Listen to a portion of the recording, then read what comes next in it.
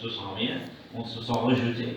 Oui, mais je t'ai aimé, je t'ai choisi, je t'ai tissé dans mon amour, et mon amour ne bougera pas de toi. Je t'aime d'un amour éternel, même si les montagnes chancellent, mon amour ne variera pas.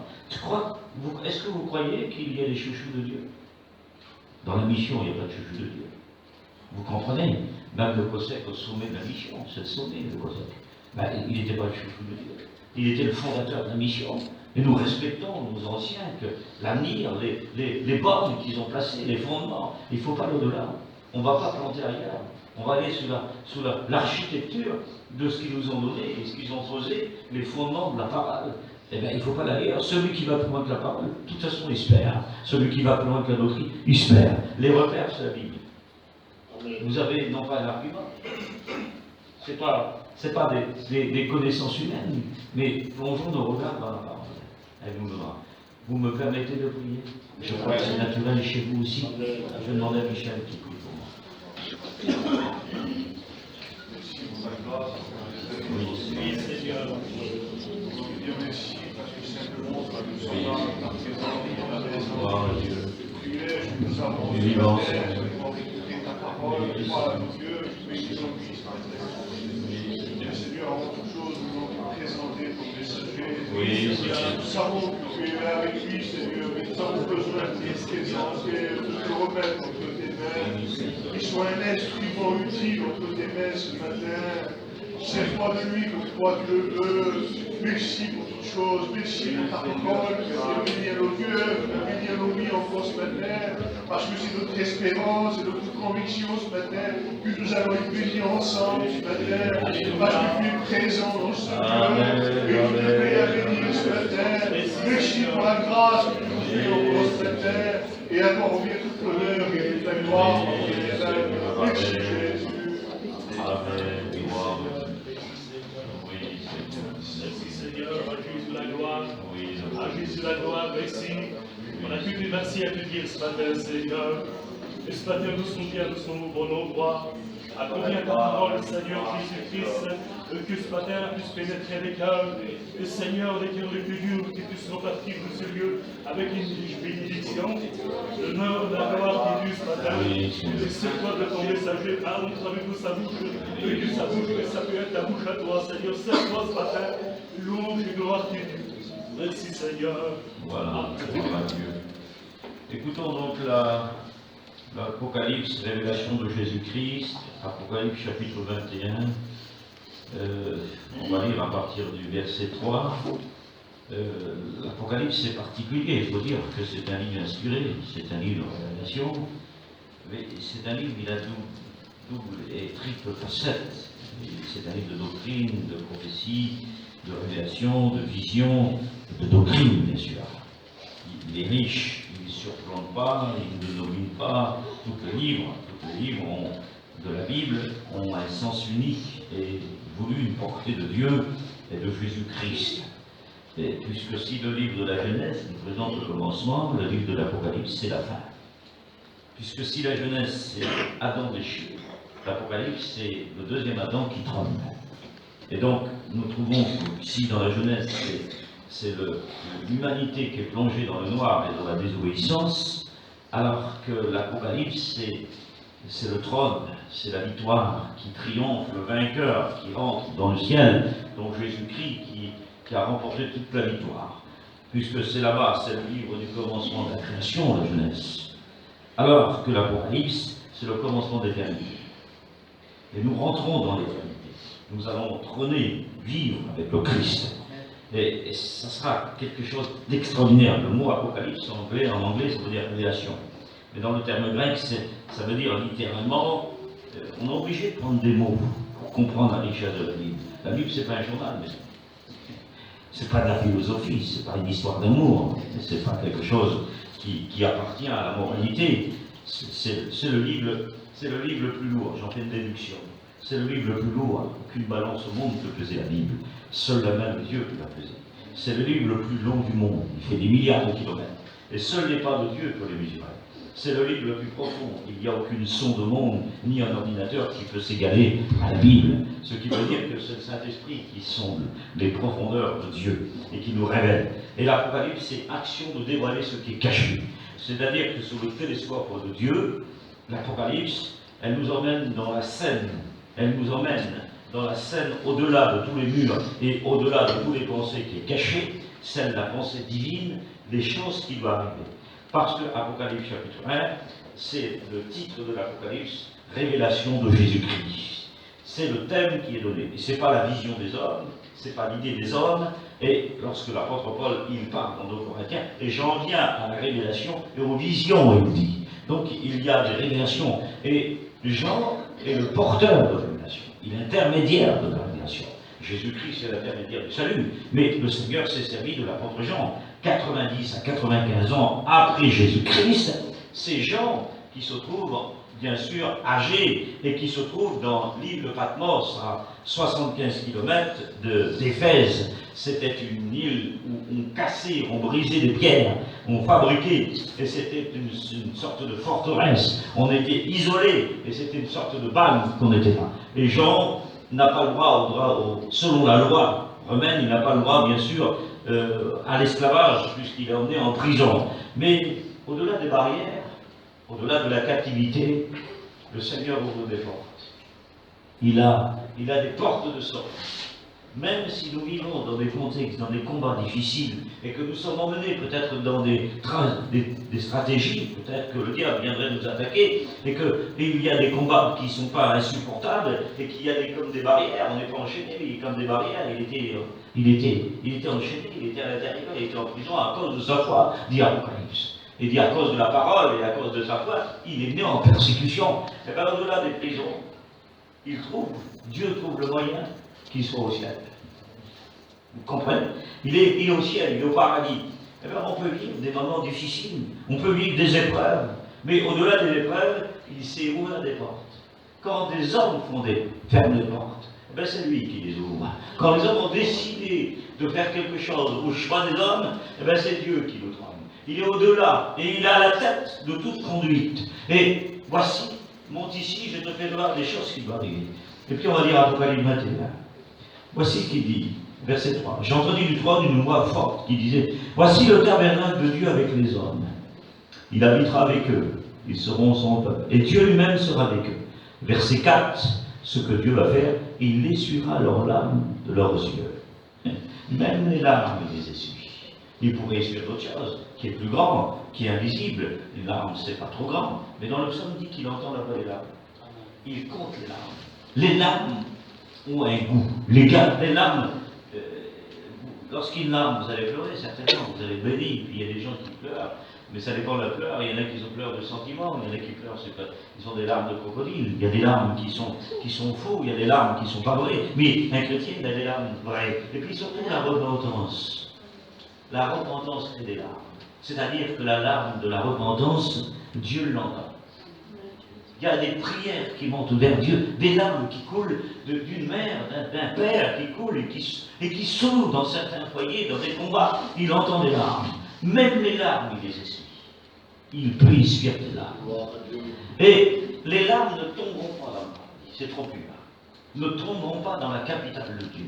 Ne tomberont pas dans le royaume des cieux, c'est trop simple. Il essuiera les larmes de leurs yeux. La mort ne sera plus.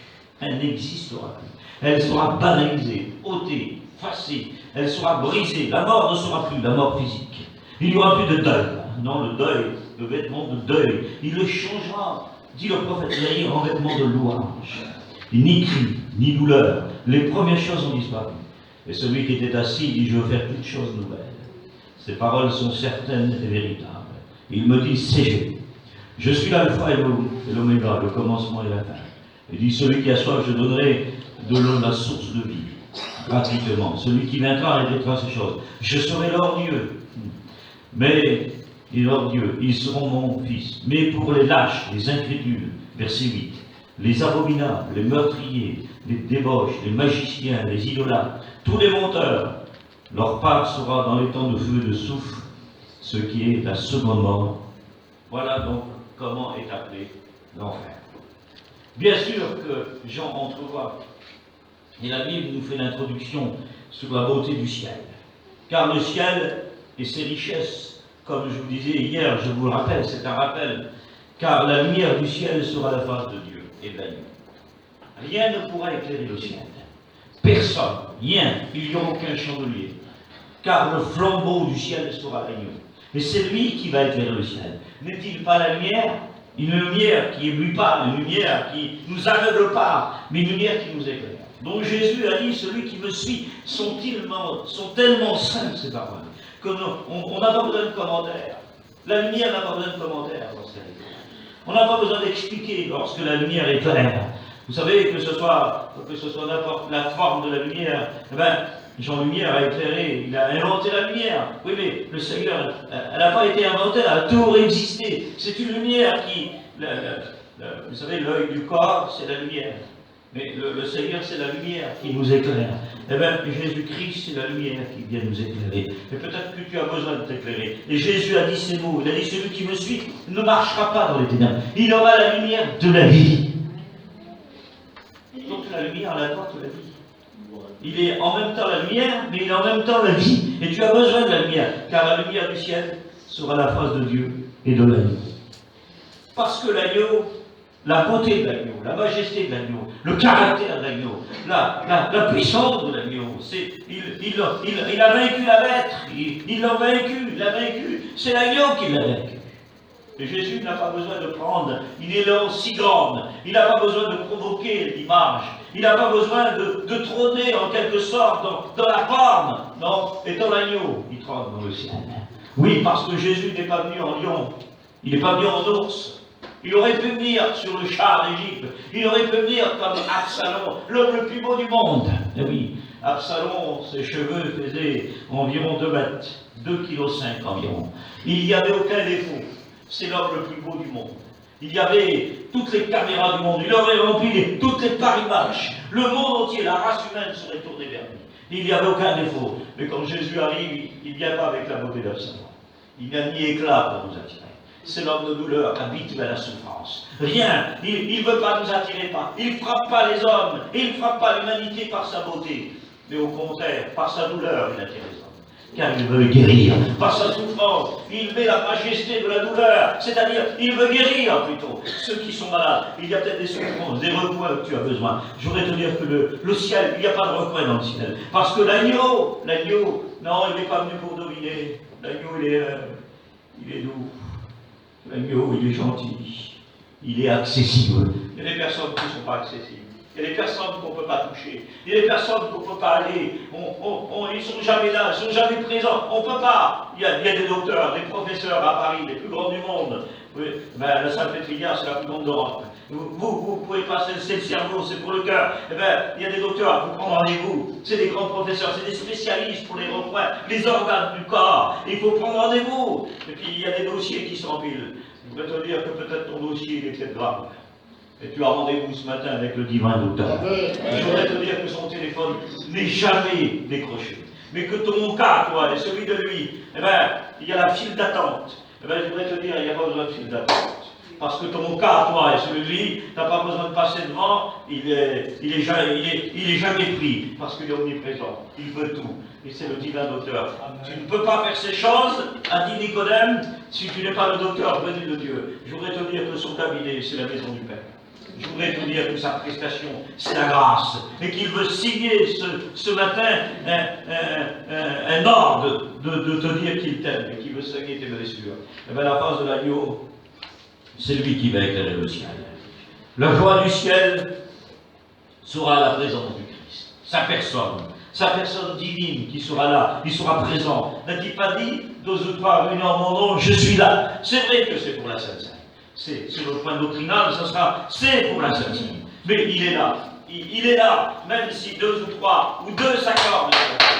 Pour me demander quelque chose, alors je lui accorderai. Il est impossible que le Seigneur accorde à 2 êtres qui sont ensemble, dans un foyer, un homme, une femme qui sont ensemble, le Seigneur ne pourra pas accorder si vous êtes en guerre. Si tu es en guerre avec ta femme ou la femme est en guerre avec le mari, il ne pourra pas t'accorder. Parce que lorsqu'on est en guerre, on est en révolte et qu'on a un caractère qui domine l'autre et qu'il y a des mots qui n'est pas la gloire de Dieu, le Seigneur n'écoute pas. Il n'écoute pas les pécheurs.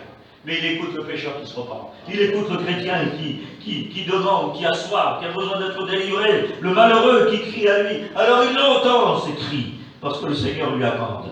Oui, la joie du ciel sera le Christ.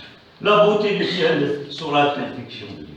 On n'a pas besoin de mettre un coup de pinceau, c'est pas la peine. Nous ne pourrons pas rectifier. C'est pas nous qui fait la beauté du ciel, c'est la perfection divine de Dieu. Comment comprendre? Où est Dieu? Qui est Dieu? Comment je vais vous dire, moi? Je suis dépassé par tout ça, moi.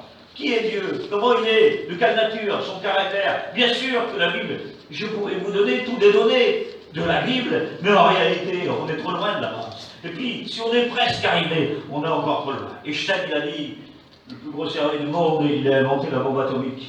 Il a dit ceci, par mes calculs, en lisant la Bible, il a dit, j'ai trouvé l'existence de Dieu. Mais par mes calculs, je n'ai pas trouvé Dieu. Moïse croyait de voir Dieu. Il dit, montre-moi. Le Seigneur, il dit, si je me montre à toi, il dit, tu vas mourir, tu vas partir ensemble. Alors c'est pas possible.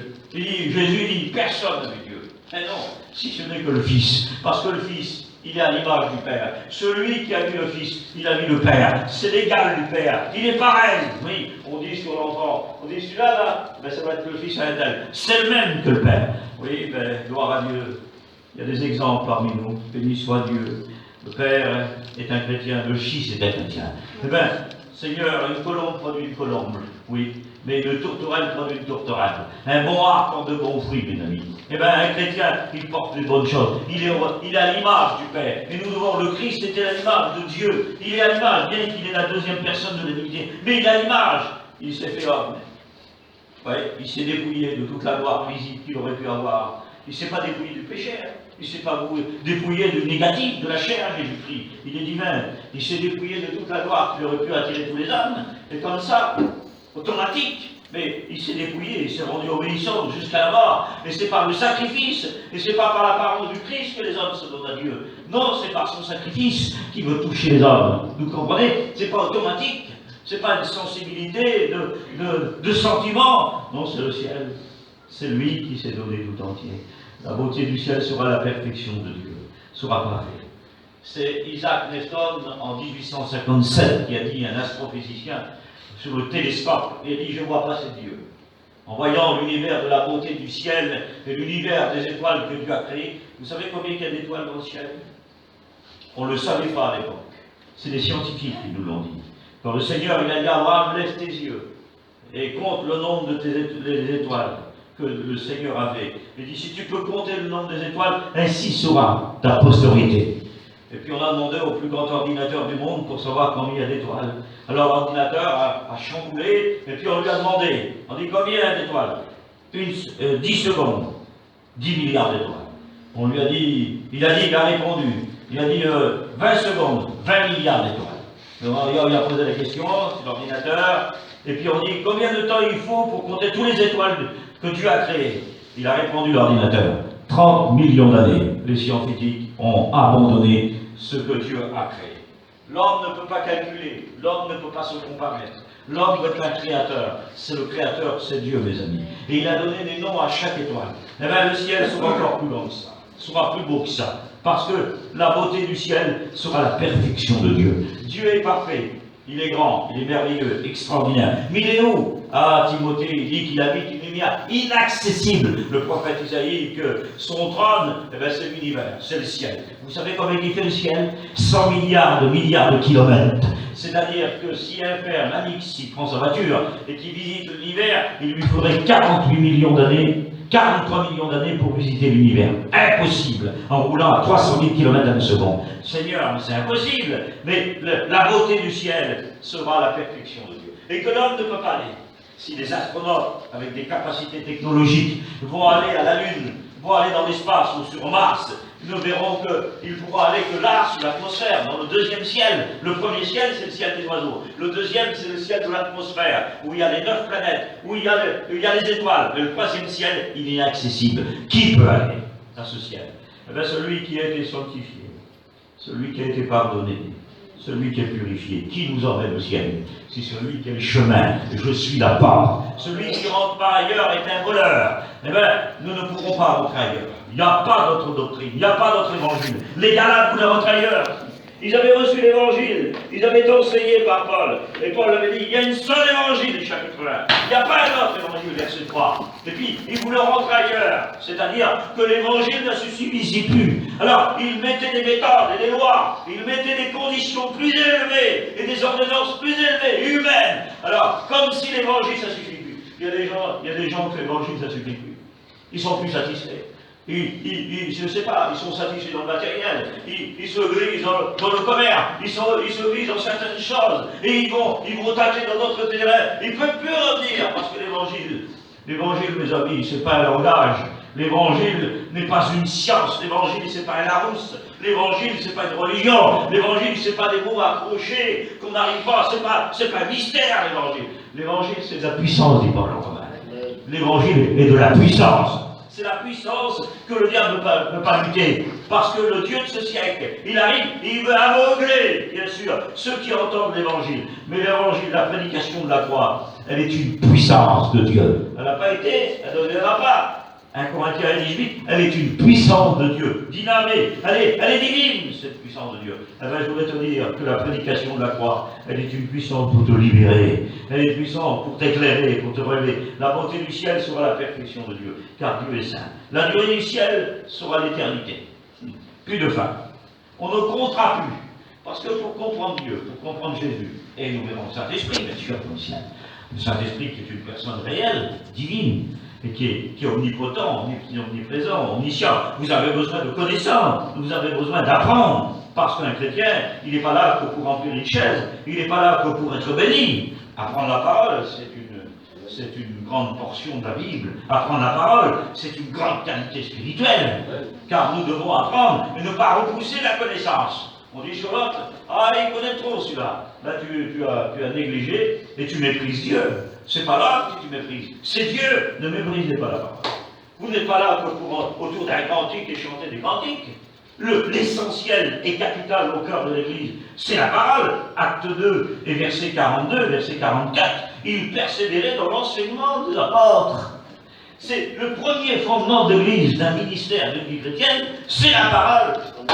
Apollos était versé dans l'Écriture. Paul dit à Timothée, demeure dans les choses que tu as apprises. Il dit, dès ton enfance, tu connais. Il n'a pas dit, tu connaîtras. Il dit, tu connais, ou tu n'as pas connu. Non, il dit, c'est pas le au passé, c'est son présent qui grandit avec lui. Il est dit que Samuel, aucune parole ne tombait à terre.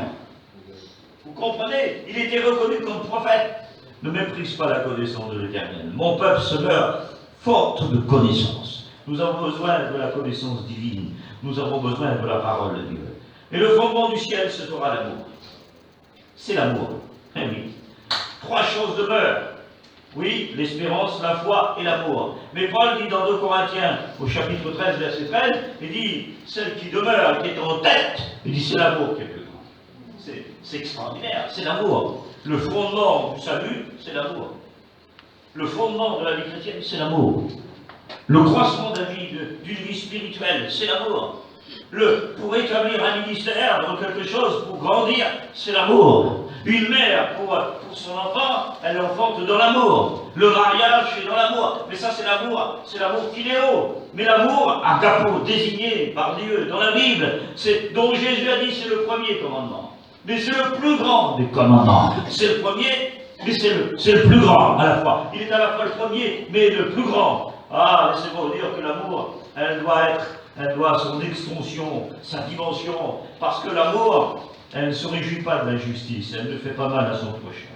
Elle ne tord pas le sens même de l'écriture. L'amour, elle ne nous met pas dans un gouffre. L'amour ne détruit pas. L'amour ne casse pas, ne brise pas, ne sépare pas. L'amour ne dévisse pas. L'amour ne se réjouit pas du mal. Elle n'est pas hypocrite. Paul dit que l'amour soit sans hypocrisie.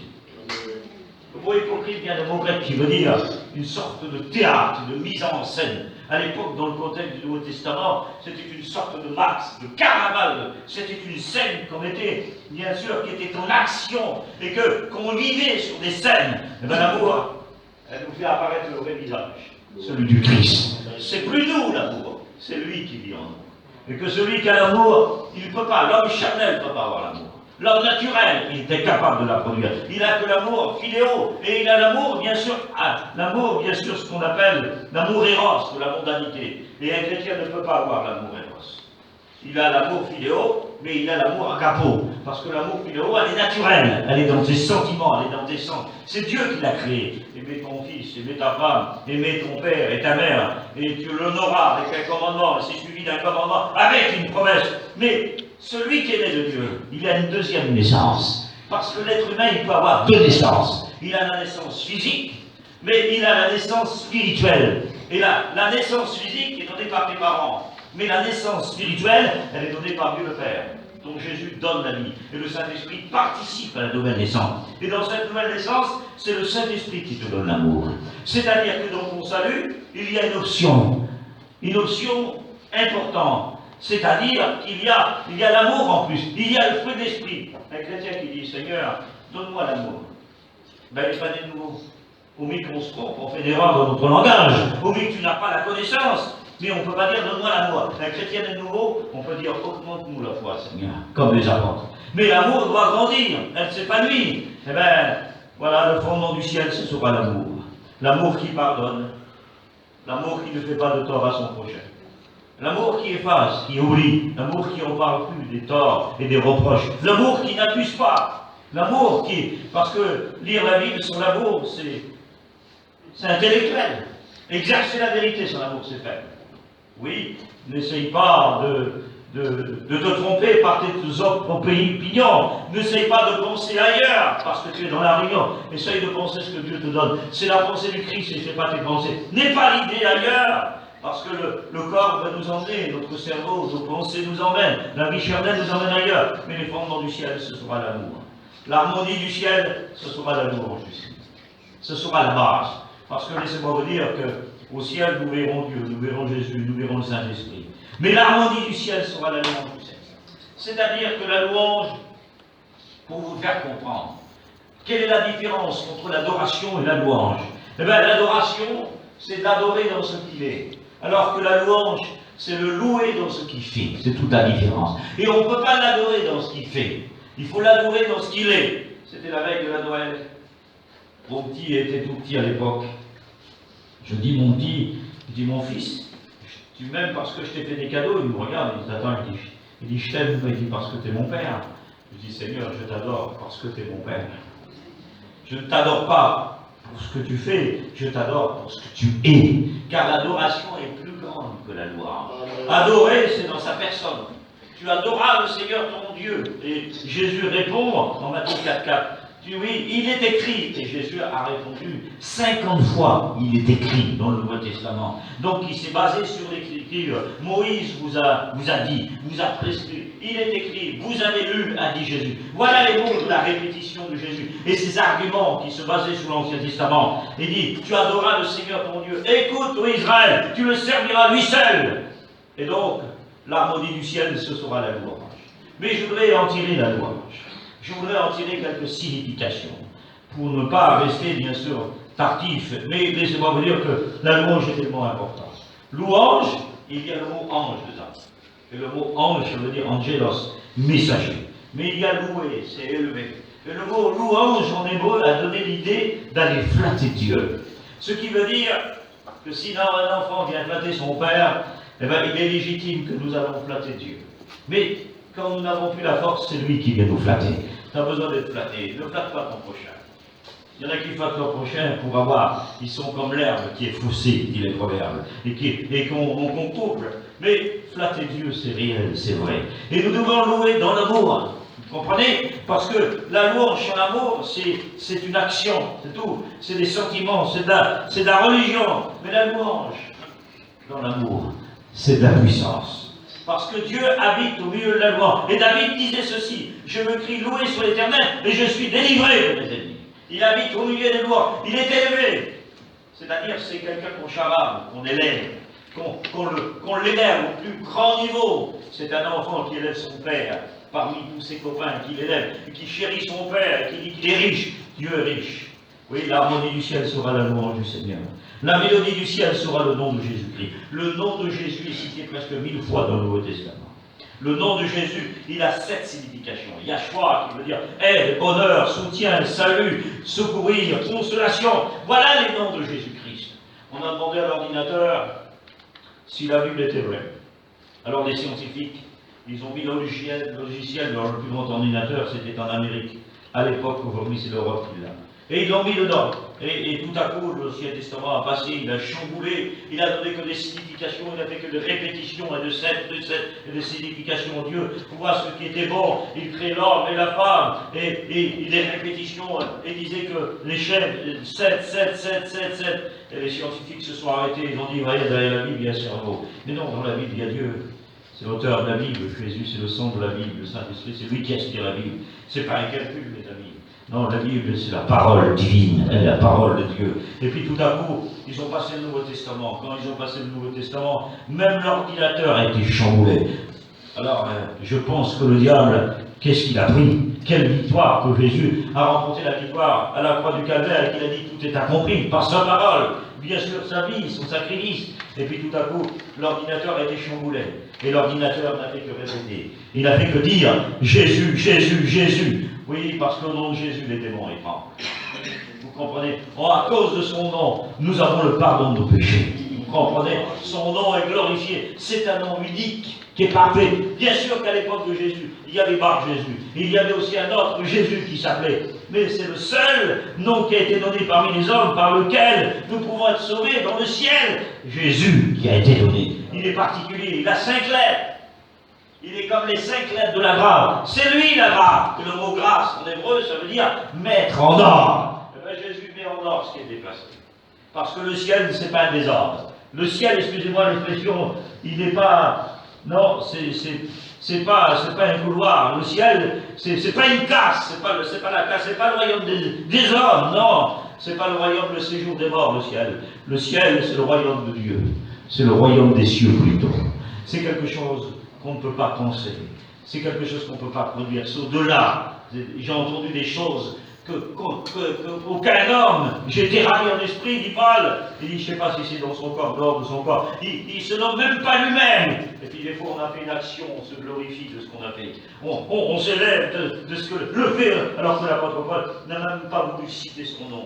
Il dit, si j'en viens à des visions, à des révélations de Jésus-Christ, il dit, je connais un homme qui était ravi en esprit, mais qui l'entend, il n'arrive pas à expliquer. C'est difficile, alors que l'apôtre Pierre, lorsqu'il parle de Paul, il dit ceci dans son épître, et qui parle de sa connaissance, il dit, il y a des choses difficiles à comprendre. Vous avez imaginé la sagesse que Paul avait, le mystère caché, c'est très difficile, alors que dans la révélation, et qu'il est ravi au ciel, il ne sait plus où il est. Comme Moïse. Ah oui, c'était un Égyptien, Moïse. C'est un Juif. Bien sûr, il est en Égypte, il est élevé en tant qu'Égyptien, mais c'est un Juif, un Hébreu. Oui, mais c'est un architecte. Oui, mais c'est un premier ministre. C'est un pharaon, le Moïse. Oui, mais devant la montagne du Sinaï, il ne sait plus parler. Il a la langue qui s'attache à son palais. Il ne sait même plus où qu'il est. Ah oui, Daniel, c'est un prophète du gouvernement de Babylone. Ah oui, mais en exil pendant 70 ans. Oui, au gouvernement. Il a la tête, et ça devient un prophète. Et ça devient un leader. Et Dieu bénit, mais je ne dis pas cause de Daniel, et comme Joseph. Oui, mais devant la vision, il tremble. Ses chevilles se croisent entre l'un et l'autre. Et lorsque Ézéchiel vit la gloire de Dieu, il ne sait même plus où il est. Oui, Isaïe, les fondements du temple, il tremble, et la gloire de Dieu, le pont de Dieu remplit le temple, il ne sait même plus où il est. Même Daniel change de couleur. Pendant un mois, il est malade, rendez-vous compte. Il a vu la gloire de Dieu. Oui, il y a des choses qui vous dépassent. Et je voudrais dire que le nom de Jésus, la mélodie du ciel, sera le nom de Jésus. Le thème du ciel sera l'œuvre du Seigneur.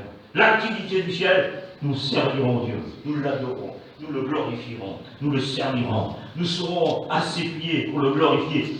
L'éternité nous apprendra à découvrir Dieu, Jésus et le Saint-Esprit. La raison du ciel sera Jésus glorifié.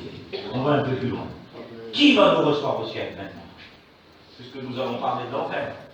Mais nous allons parler du ciel. C'est ce que ça nous concerne. L'enfer ne nous concerne pas. Elle nous concerne dans l'avertissement. Elle nous concerne, bien sûr, dans la prudence. Elle nous concerne dans la connaissance, dans la gravité, pour ne pas avoir de la crainte et ne pas aller là-bas. On ne veut pas. Dieu ne nous a pas préparé l'enfer. Il nous a préparé la beauté du ciel.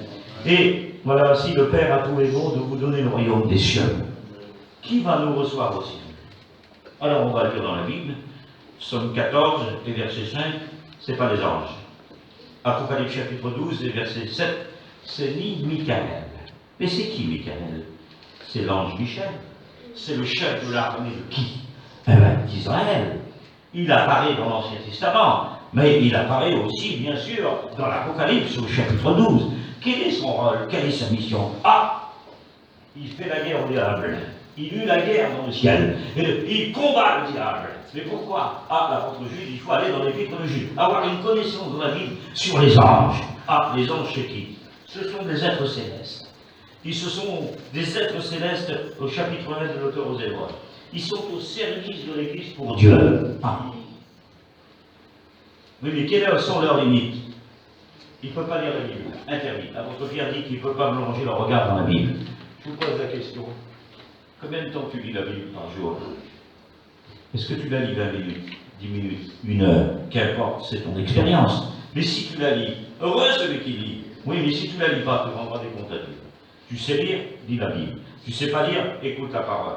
Écoute-la, dévore-la, mange-la, rassasie-toi, nourris-toi. Que la parole de Dieu, tu sois rassasié, afin que tu la mets en pratique. Cette parole, elle te conservera, elle te bénira, elle te relèvera, elle t'édifiera, elle bâtira, elle construira, elle te projettera dans l'avenir. Oui, mais les anges n'ont pas le droit de projeter leur regard. Non. Qu'est-ce qu'ils n'ont pas le droit encore? Ils n'ont pas le droit de regarder Dieu. Pas possible. Jésus a dit qu'ils sont dans la face de Dieu. Mais Isaïe chapitre 6, on a un texte. Les Saraphins disent qu'ils n'ont pas le droit de regarder Dieu. Ils sont dans la face de Dieu, mais interdits. Ah, les anges n'auront pas de récompense. Ils n'auront pas. C'est qui qui aura une récompense? C'est l'Église de Jésus-Christ. C'est les justes. Au ciel, ils le feront rentrer au ciel. Oui, mais qui va les recevoir? Alors, c'est ni les anges, ni Michael. Ah, non. Mais il dit qu'il a fait la guerre avec qui? Il a fait la guerre avec le diable. Mais le diable il n'a pas été plus fort. C'est l'ange qui a été supérieur. Mais il n'a pas plongé un regard. Il n'a pas une attitude de regard sur lui, de jugement, sur le diable, Michael. Il aurait pu le faire. Mais là, s'il le fait, il aurait désobéi. Parce que c'est Dieu qui vient le jugement. Parce qu'il est réservé pour Dieu et pour Jésus, le diable. Il le jetera dans l'enfer, au trône blanc. C'est à la fin, bien sûr, que le diable sera jeté en enfer. Ceux qui vont introduire l'enfer, c'est l'introduction de l'enfer, sera faite par l'Antichrist et le faux prophète. C'est l'écriture, la révélation de l'Apocalypse qui nous descend. Mais Michael, laissez-moi vous dire, il a une œuvre particulière. Gabriel, c'est le porteur de bonnes nouvelles. Il a un nom particulier. En grec, ça veut dire l'homme de Dieu, l'homme qui se tient devant Dieu.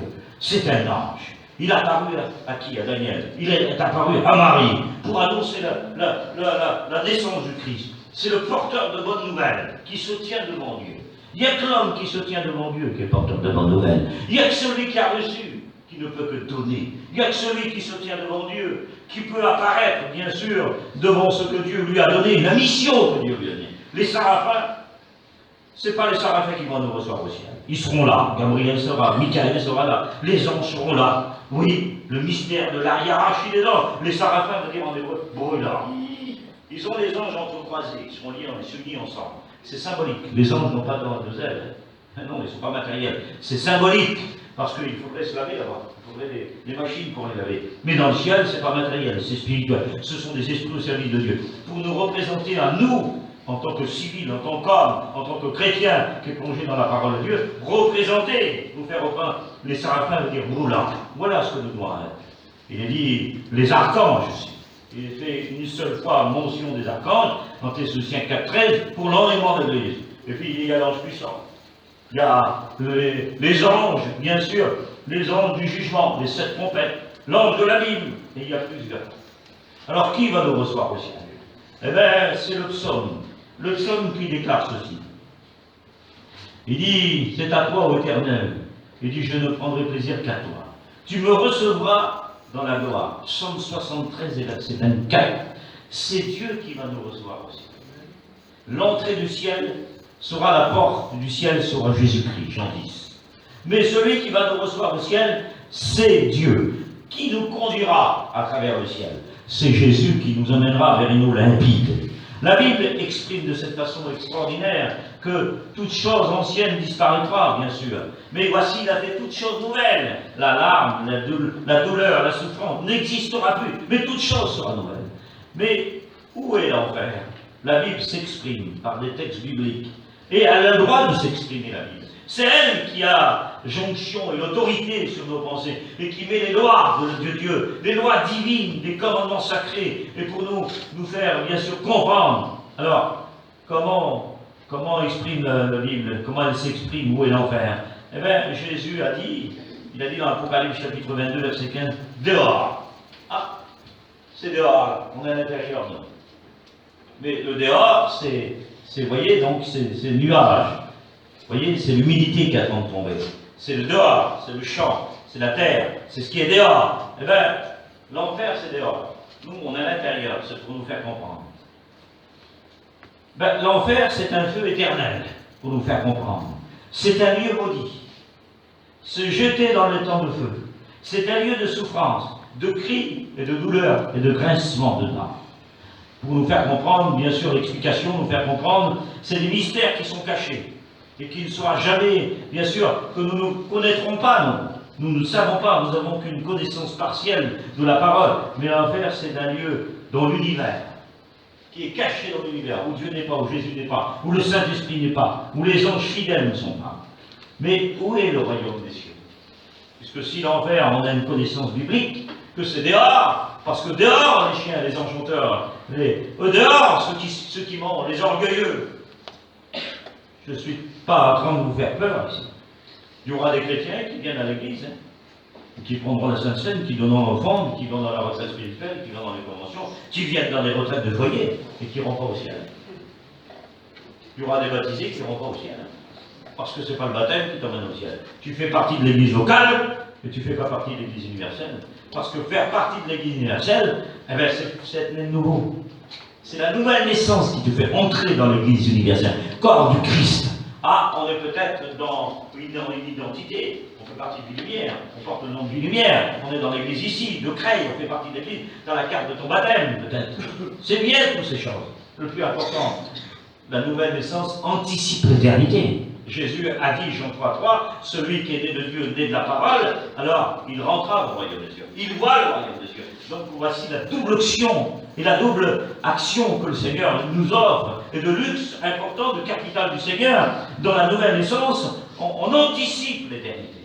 Et même si tu meurs, tu vivras éternellement. C'est-à-dire que pour la mort, pour un chrétien, elle est banalisée.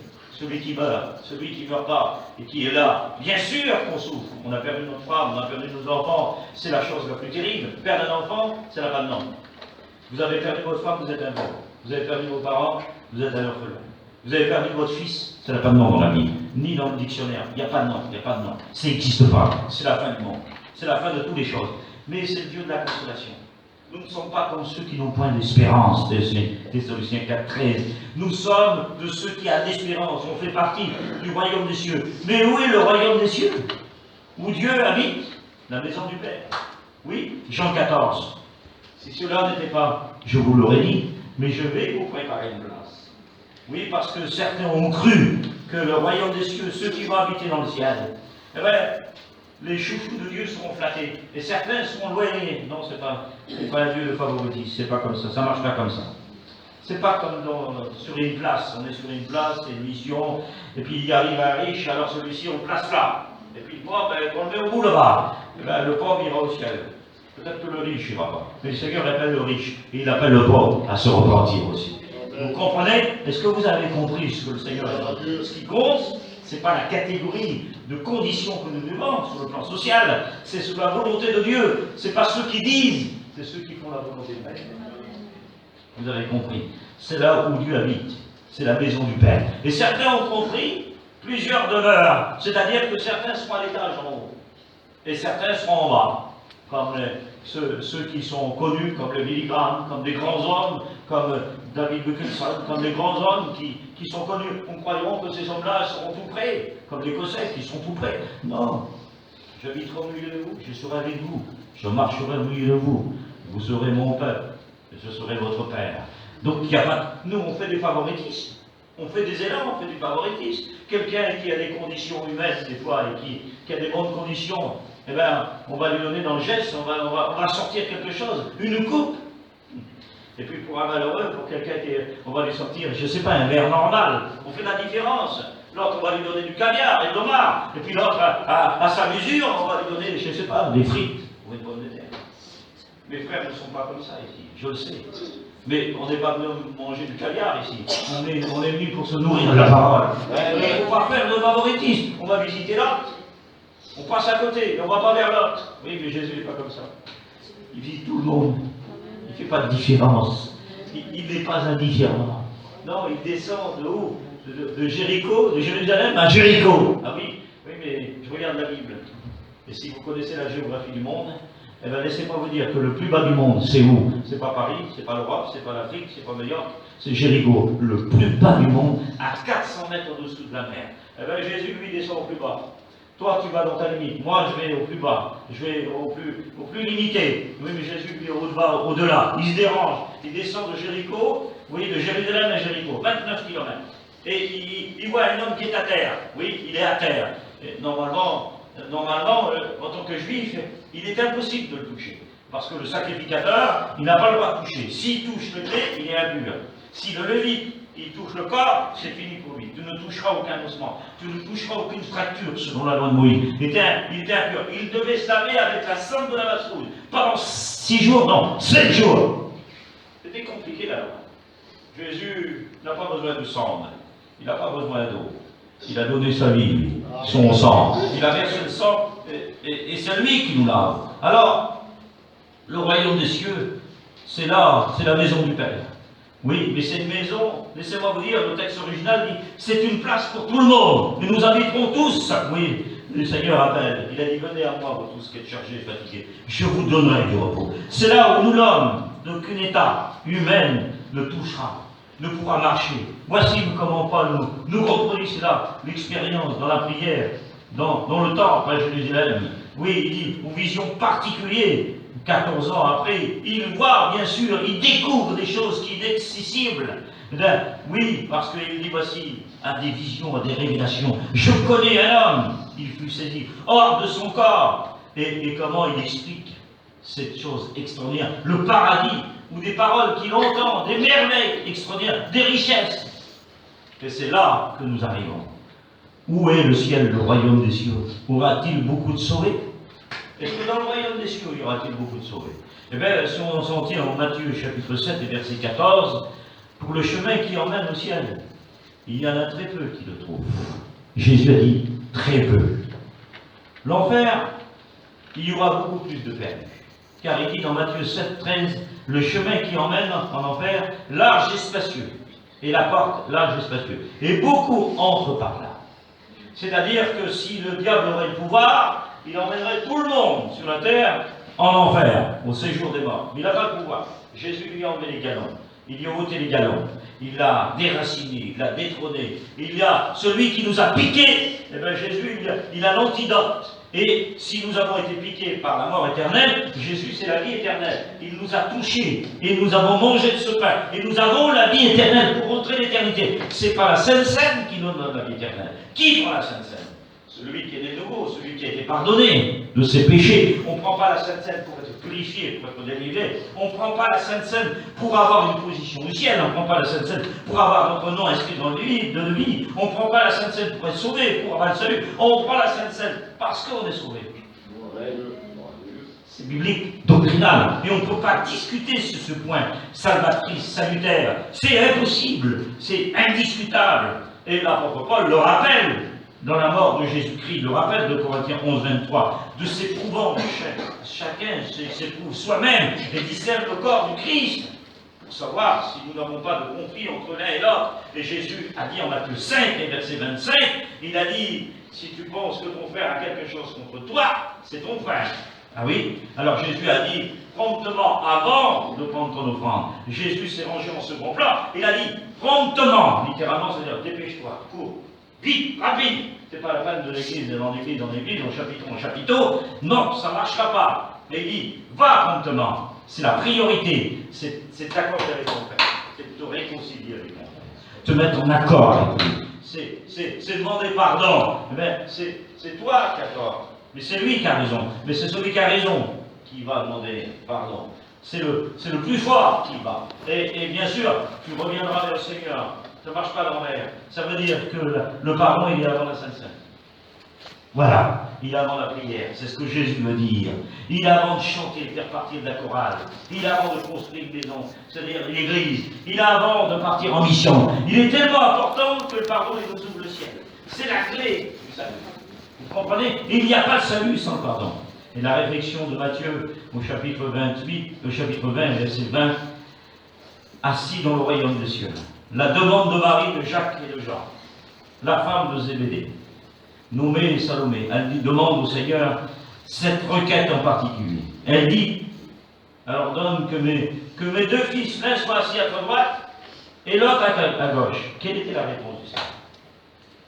Le Seigneur il répond, Matthieu 20, verset 23, verset 22, il dit, cela ne dépend pas de moi, mais de mon Père.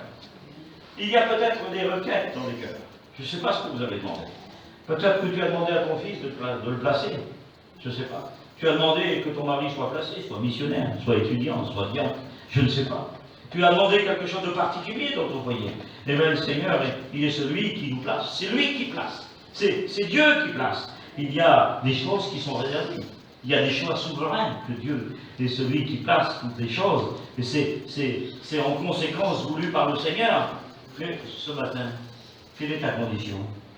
Quelle est la condition du Seigneur par rapport à toi? C'est de bénir, c'est de te répondre, c'est d'exaucer dans ta prière. Et tu as besoin du Seigneur. Mais qu'en est-il de la réflexion de Matthieu 8, 21? Quelles seront les conséquences de ceux qui auront prophétisé, de ceux qui auront chassé les démons, de ceux qui auront fait beaucoup de miracles sous la parole et par la parole, qui auront dit Seigneur?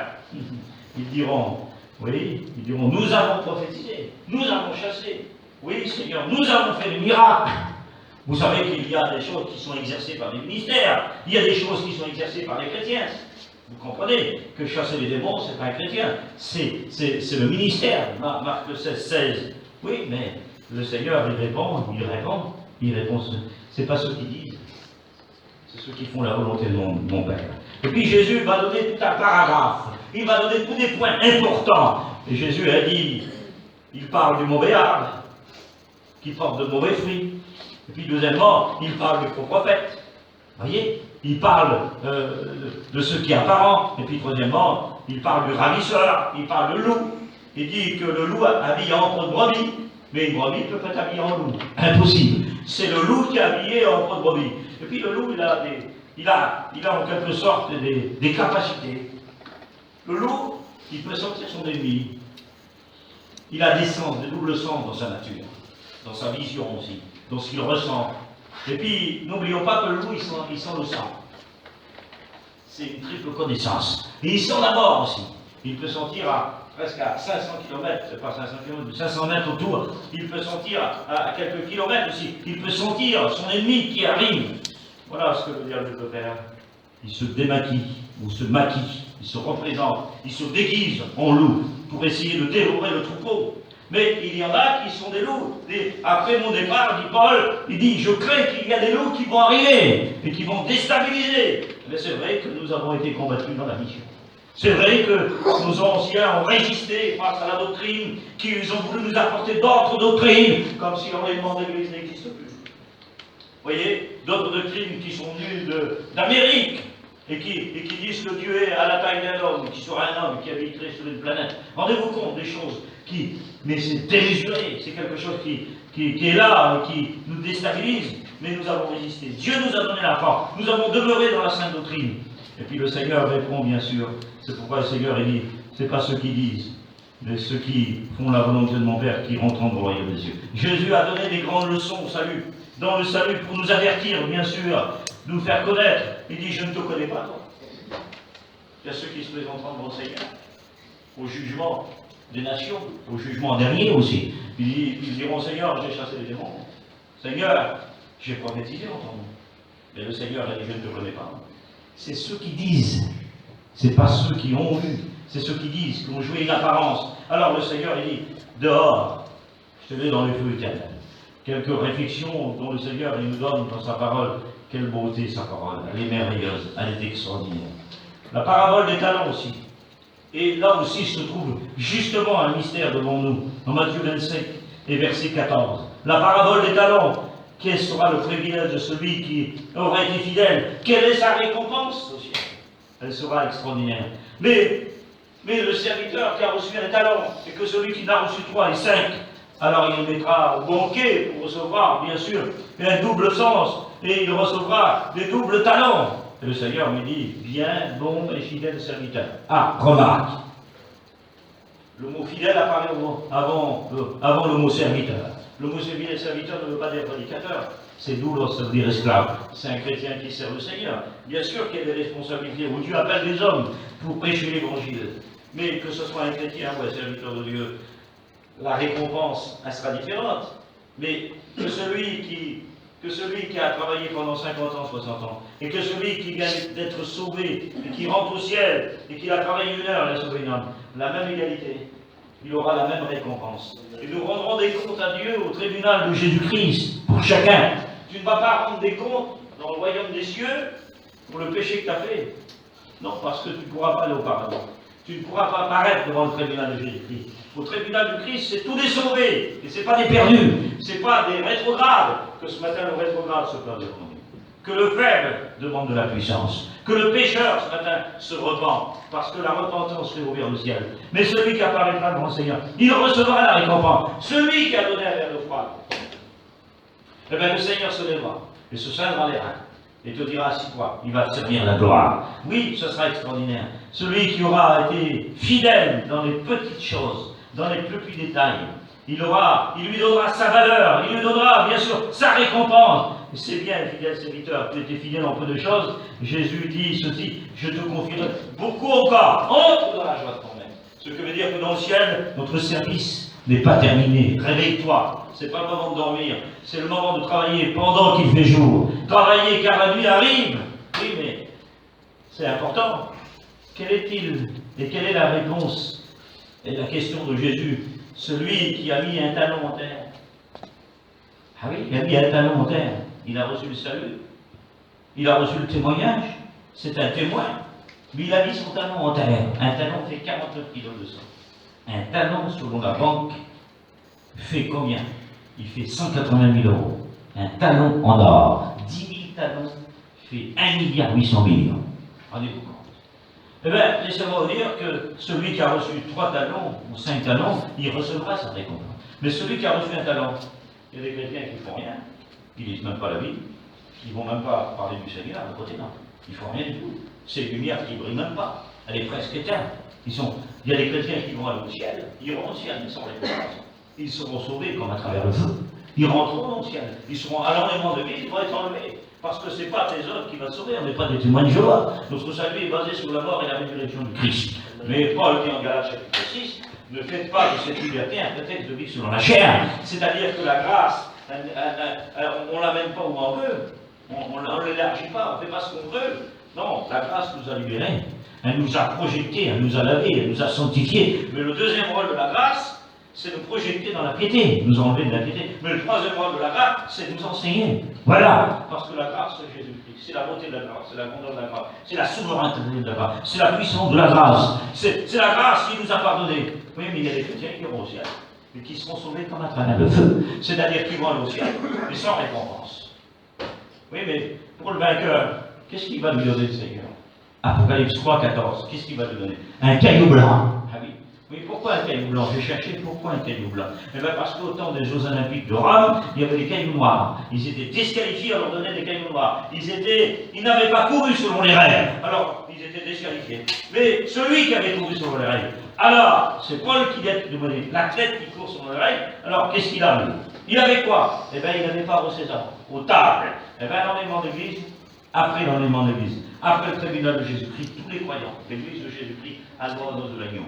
Parce qu'il y aura la fête du mariage. En tant que promise, mais dans le ciel, nous recevrons, bien sûr, nous serons, en tant que, bien sûr, fiancés, nous serons la femme de l'agneau. La femme de l'agneau qui va faire son entrée dans la gloire. Elle est dans le psaume 45. Elle est belle. Elle est la fille du roi. Elle est la femme du prince. Elle est extraordinaire. Elle a un regard particulier. Elle rentre à l'intérieur du palais. Elle est tissée d'or. Oui, parce que la loi, elle a le droit à la coupe de vin, rendez-vous compte. Elle aura le droit à sceller le mariage. C'est pour ça que Jésus a dit, Matthieu 26, 26, il a dit, désormais je ne boirai plus de ce fruit jusqu'à ce que j'en bois dans le royaume des cieux. C'est-à-dire que dans le contexte juif, la femme juive qui voulait sceller le mariage, elle buvait la coupe de vin. Et Jésus va donner la coupe de vin à l'église. Elle va sceller le mariage. C'est symbolique. Dans le royaume des cieux, on ne mangera pas, mes amis. On n'a pas d'estomac au royaume des cieux.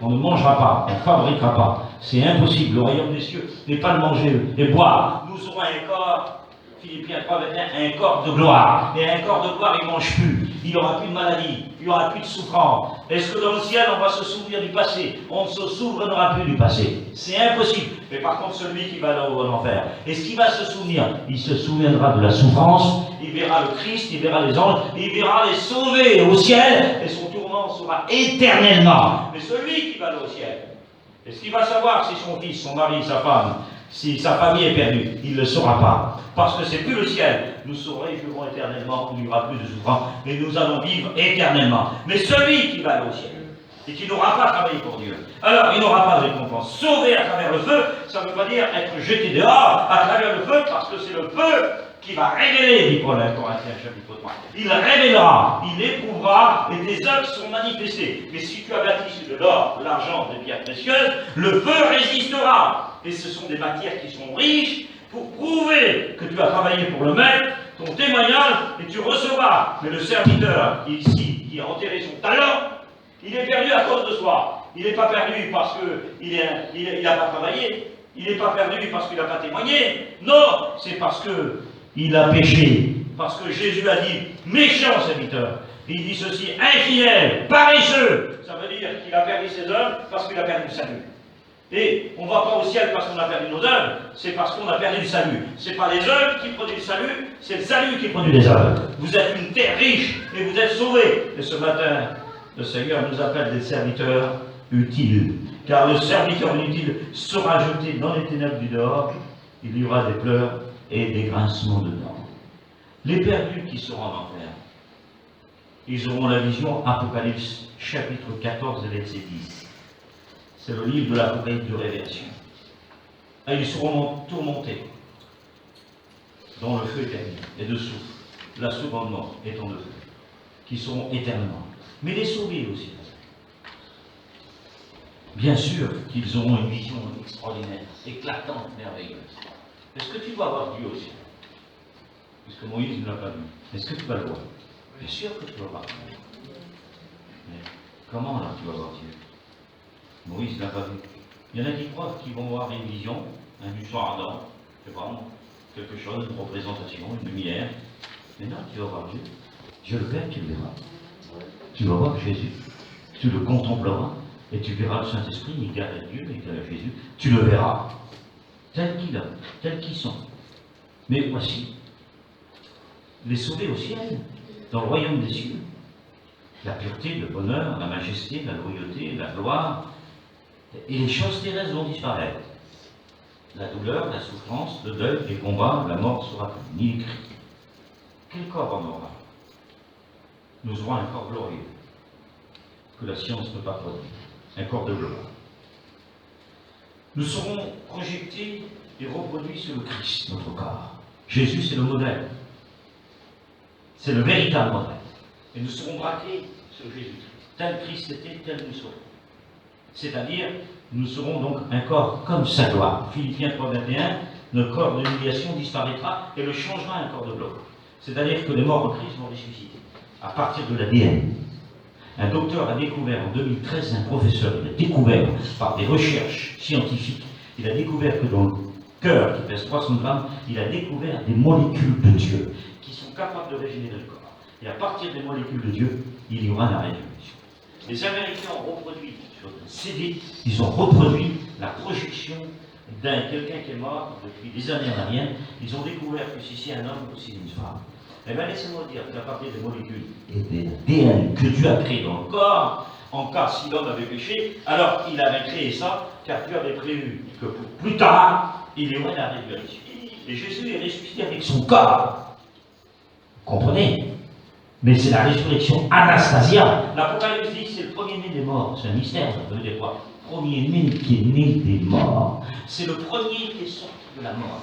Ni Abraham, ni Moïse, ni les plus grands n'est sorti de la mort. Le seul qui est sorti de la mort, qui a banalisé la mort, qui a arraché la mort, qui a brisé la mort, qui a déguisé le royaume de la mort, et qui est éternel, et qui a paralysé le diable, c'est Jésus-Christ. Les liens de la mort n'a pas revenu. Et Jésus devient notre modèle. Il est notre modèle. Et nous serons braqués, nous aurons le même corps. Les morts vont ressusciter. Ils vont sortir des tombeaux. Vous voulez le texte? Jean 5, verset 28. Ils vont sortir des tombeaux. Alors imaginez-vous les rétrogrades qui vont rester sur la terre. Et imaginez-vous que Dieu fasse qu'il sauve tous les hommes. Mais tous les hommes ne pourront pas être sauvés. Tous les femmes ne pourront pas être sauvées. C'est pas possible. Parce que la Bible, elle détermine des plans. Parce qu'il y aura le temps de la grande tribulation. Il y aura le temps du millénium avec Israël. Vous comprenez qu'il y aura tous ces temps, il y aura les impies qui vont faire un pacte avec qui? Avec l'Antichrist. Et les impies ne pourront pas être sauvés. Ils seront jugés au jugement des nations, à la part aussi au retour visible, Zacharie 14, et ils seront jetés dans le feu. Matthieu 25, 31, ils seront jetés avec l'Antichrist et le faux prophète, ils vont énumérer l'enfer. Ils ne pourront pas, parce qu'ils ont fait. Dieu leur enverra un esprit de dégarnement à ceux qui n'ont pas aimé la vérité, à ceux qui n'ont pas aimé l'évangile. Alors, le Seigneur ne pourra pas les accepter. Ceux qui l'acceptent, c'est ceux qui ont fait la paix avec lui. Ceux qui ont réglé leur vie, qui ont demandé pardon. Vous comprenez? Il y a des choses qui sont droites. Mais la mort ne sera plus, ni les cris, ni douleurs. Mais laissez-moi vous dire que ceux qui vont rester sur la terre, et qui vont aller, excusez-moi l'expression, mais qui vont emmener des fleurs à la tombe. Et au jour de l'enlèvement de l'Église, ça sera un jour unique, glorieux, magnifique, extraordinaire. Un jour que l'on ne peut pas prévoir, incomparable. Ce sera le vrai jour. La Bible défile toutes les pensées des textes de la Bible. Ce sera un jour incomparable. Ce sera notre vrai départ. Nous allons aller chez le vrai nous. Vous n'avez pas marre d'aller chez vous? Non, vous n'avez pas marre de la vie sur la terre. Hein? Vous n'avez pas marre des choses de la vie là? Que nos enfants ou nos filles qui souffrent, qui ont besoin d'un drap, ou nos jeunes qui s'infiltreront dans des choses qui n'est pas la gloire de Dieu. Vous n'avez pas marre de toutes ces choses terrestres, se lever, manger et boire. Mais moi, il n'y a qu'un seul sens qui m'intéresse. C'est travailler pour le Seigneur. Il n'y a que ça, il n'y a rien d'autre. Pour un serviteur de Dieu, il n'y a que ça, sauver les âmes, lire la Bible, prier. Il n'y a que ça qui doit nous intéresser. Les choses de la vie, ne soyez pas des carrefours. Ne soyez pas des centres commerciaux. Ne n'êtes pas des exposés pour le diable. Ne soyez pas des farfouilles. Vous n'êtes pas des garages, mes amis. Non, vous êtes importants. Vous êtes plus importants que des Rolls. Vous êtes des princesses et des princes. Vous êtes fils du roi. Et votre royaume n'est pas sur la terre. Il est en haut dans les cieux. Nous attendons des cieux. Celui qui viendra. Alors nous attendons la délivrance.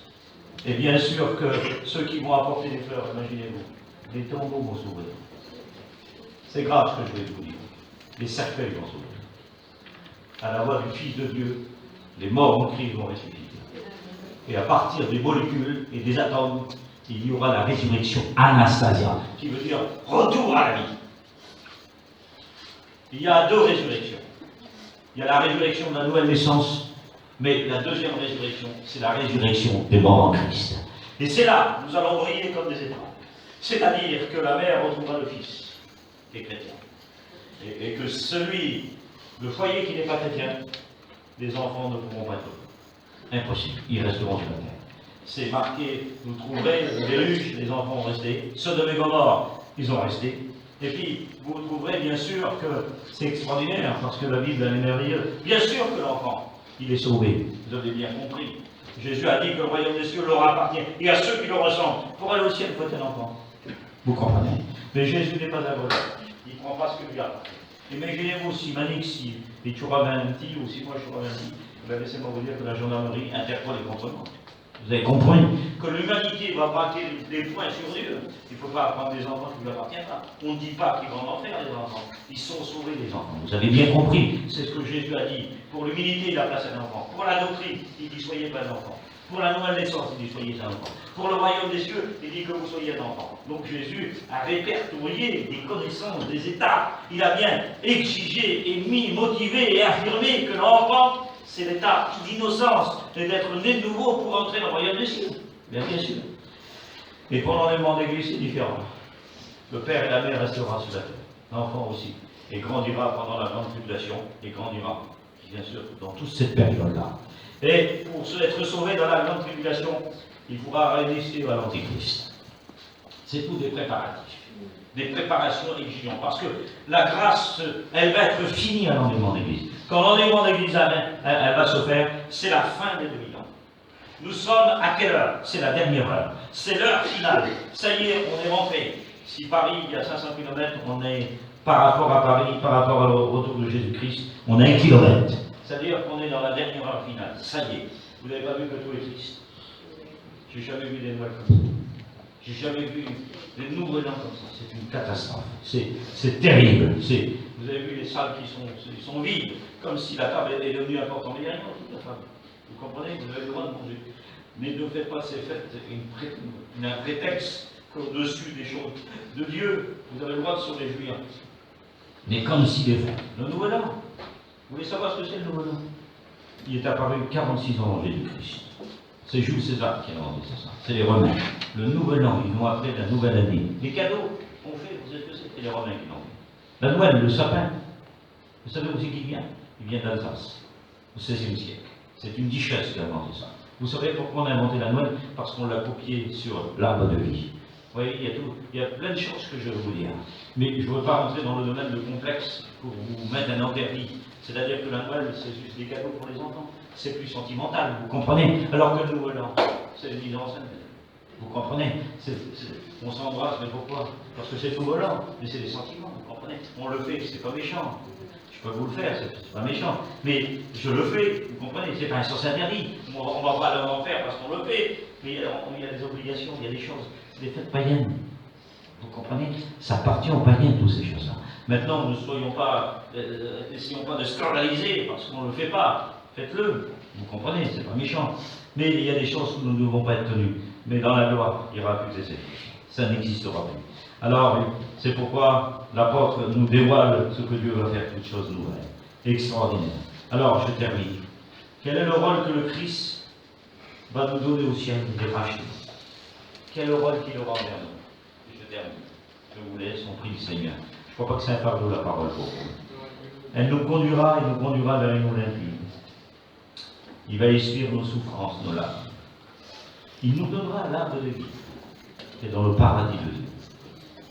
Il nous donnera une position de vainqueur, parce que nous serons assis à sa droite.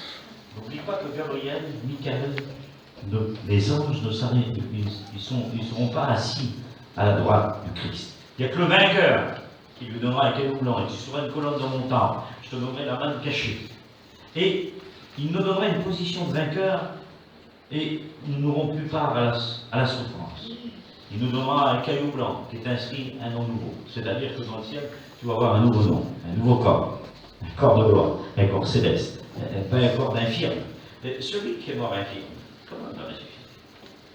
J'ai un petit cousin qui, vous l'avez connu certainement, Cookie, la soeur Michaud, le jour où il l'a connu. Et dans l'hôpital, il était là, et puis c'était la fin. Il a dit, son père, il a dit, ça y est, on a vaincu la mort, ça y est, c'est fini. Et puis tout à coup, il a dit, les anges, ils viennent me chercher. Ça y est, il a fermé les yeux, il les a ouverts aussi. Vous comprenez? Comment il va ressusciter?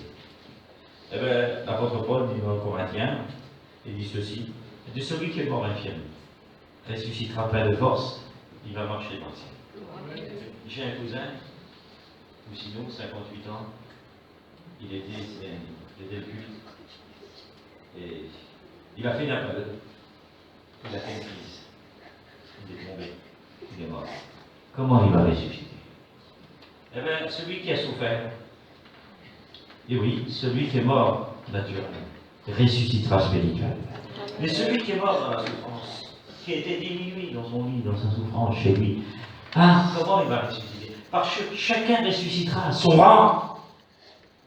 C'est-à-dire qu'il a doublé le sens pour récompenser ceux qui sont morts de la façon où ils sont morts. Et Dieu est juste, il va récompenser par Jésus-Christ. C'est lui qui ramène. De même que Christ est mort, il ramènera ceux qui sont morts. Voilà l'espérance. Il y a un cimetière en Bretagne. C'est un cimetière protestant. Il a 200 siècles, 200 ans. Et il est marqué sur les tombes et c'est presque cassé. C'est marqué Christ en vous l'espérance de la gloire. C'est vrai que la tombe est cassée. C'est vrai que les pierres sont cassées, mais le verset demeure sur les pierres. Mais le verset est plus important que la table. Puisque l'espérance, elle est plus grande que la mort, c'est ce qui nous fait vivre. Parce que si Jésus n'est pas ressuscité, il n'y a pas d'espérance. Ça veut dire que l'aboutissement de l'espérance, l'espérance a des yeux, a des regards, elle a un retrouvaille, elle a une conclusion, elle a une détermination. Et la fin de l'espérance, c'est se retrouver les cercles de famille ensemble. Et que celui qui souffre, qui est mort dans la souffrance, va ressusciter plein de gloire. Oui, mais il est mort Dieu l'autre. Comment il va ressusciter?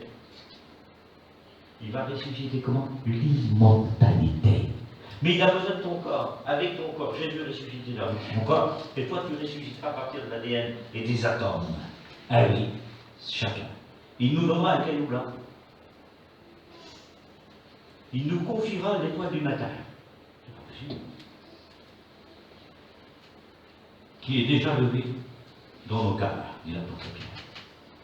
Il nous revêtira d'un vêtement blanc. Nouveau nom, nouveau domicile, nouveau corps. C'est pas possible. Nous allons revêtir d'un vêtement blanc. Et puis, qu'est-ce que le Seigneur va faire devant tout ce mystère du royaume des cieux que le Père a trouvé bon de nous donner et que nous allons faire entrer et que Dieu nous attendra en porte du ciel. Vous comprenez que le ciel fera barrage, les souillés et les impurs ne rentreront pas. Les mélangés ne rentreront pas. Je vais m'expliquer dans ce que je dis. Les mélangés. Si quelqu'un se mélange à l'alcool, qu'il soit sous ou qu'il soit chaud dans l'alcool, ne rentrera pas dans le royaume des cieux. Celui qui pratique. Je vais m'expliquer encore pour être plus explicatif. Celui qui marche dans la boue, ce n'est pas celui qui est né de Dieu. Celui qui pratique, qui marche dans la boue, c'est celui qui pratique le péché. Celui qui pratique le péché, dit l'apôtre Jean du diable. Rendez-vous compte, ce que l'apôtre Jean, c'est la porte de l'amour, c'est pas moi, hein. Moi je suis un étincelle à côté de cet homme-là. Je suis la poussière du balai à côté de lui. Rendez-vous compte. Mais laissez-moi vous dire que celui qui est né de Dieu ne pratique plus le péché. La nouvelle naissance, elle nous projette dans une vie de sainteté. Elle nous projette dans une vie de fidélité. Elle est la base du salut. Elle fait partie du salut. Elle nous fait entrer dans l'éternité. Mais un chrétien, s'il a péché, selon l'épître de Jean, chapitre 2, s'il a péché, alors on invoquera auprès du Père. Oui, mais il peut tomber en bas dans la boue. Ah oui, ça arrive de tomber dans la boue. Mais c'est la différence entre celui qui pratique le péché. Ben oui. Si quelqu'un boit constamment, ben il n'est pas né de nouveau. Vous comprenez? Quelqu'un qui est orgueilleux constamment, ben c'est quelqu'un qui pratique. L'orgueil à son sommet total. On a tous une petite ambition. On a tous. On est fiers de nous-mêmes. Mais chaque être humain, tu es fier de ton nom, de ta famille, tu es fier de ta nature, de ta race, tu es fier. Mais pas l'orgueil de la race, de la place, de la face, l'orgueil réel de ceux qui empêchent, qui résistent à Dieu. Dieu résiste aux orgueilleux. Pas l'orgueil du péché, je parle. La femme qui ne met pas son voile sur sa tête, c'est pas parce qu'elle ne met pas son voile qu'elle ne va pas aller qu'elle n'ira pas au ciel, elle ira au ciel. Mais la Bible lui demande, à Corinthiens 11, de mettre son voile sur sa tête. Pour son mari et pour les anges, l'autorité de son mari, bien sûr. Et l'autorité céleste, c'est extraordinaire. Quand tu pries, quand tu parles en langue, tu exerces les dons spirituels, c'est la tenue de la femme. Oui. Mais la femme qui a un mauvais caractère et qui est méchante, et qui renverse son foyer, eh ben, elle ne va pas au ciel. Elle ne peut pas aller au ciel. C'est impossible. Le mari qui a un mauvais caractère et puis qui veut se battre, qui monte ses mains, il ne peut pas aller au ciel, celui-là. Il faut que ce soit un homme d'amour. Vous avez compris? Il y a tout des... On ne peut pas tout mélanger. Alors, nous allons être vêtus d'un vêtement blanc. C'est lui qui nous purifie. Et puis le Seigneur, devant toute cette majesté, il va confesser notre nom nouveau, devant Dieu et devant tous les anges. Alors je vais terminer, vous me permettez? Le caractère du ciel, ça va être toi. Ça sera l'amour, ça sera la joie, ça sera la paix, ça sera la gloire, l'immortalité, ça va être la clarté, l'unité, la perfection, aussi la consolation, le vrai bonheur, l'éternité, les richesses célestes, la vie éternelle, l'espérance, l'adoration. Quel va être le caractère de l'enfer, les ténèbres du dehors, le bannissement loin de Dieu, l'étang de feu, un ver qui ne meurt point? Ah oui, les ténèbres du dehors, la colère de l'angoisse, et des ténèbres. Mais pour nous, c'est venez les bénis, mon Père, prenez possession du royaume. On prie le Seigneur. On se lève ensemble, on prie le Seigneur. Gloire à Dieu. Gloire à Dieu. À toi la gloire. On demande à genoux de nous introduire dans la prière. Que la gloire et l'honneur de ton nom soient bénis ce matin. Tu nous donnes par le privilège et réalisé que nous avons le droit de se présenter devant toi, tel que nous sommes. Merci pour la parole de Dieu. Merci, Pardon, pour cette parole régénératrice.